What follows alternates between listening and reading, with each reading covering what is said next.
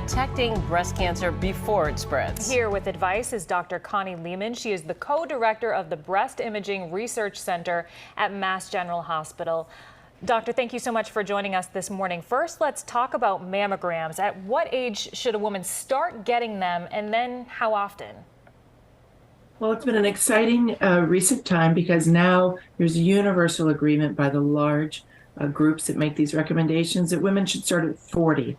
So we want every woman who is 40 or older to make sure she's had a mammogram. Most of us think you should get a mammogram every year, and that's an easy thing to remember. Annual mammograms starting at 40 if you're average risk.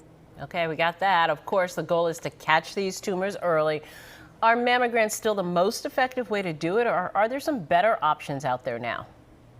You know, mammograms are definitely our workhorse. It's easy to be concerned about, couldn't we do better? Aren't there other ways to screen? All of us know someone who had a screening mammogram and developed breast cancer without it being detected on the mammogram.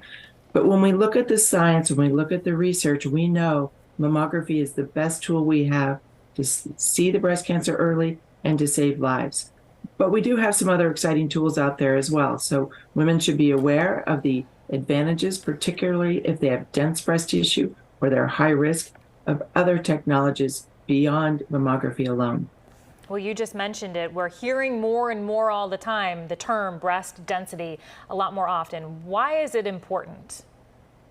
Well, there are two reasons that we want women to know about their breast density.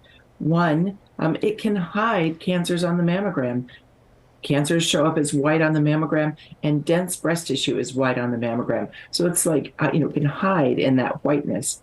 But there's another reason, which is just having dense breast tissue can increase your risk a bit. So we want women to be informed of this so they can choose wisely when they're working with their doctor for their screening situation. Sounds like it's time to just definitely have the conversation no matter what. Thank you, Dr. Connie Lehman. We appreciate all of your insights this morning. Thank you.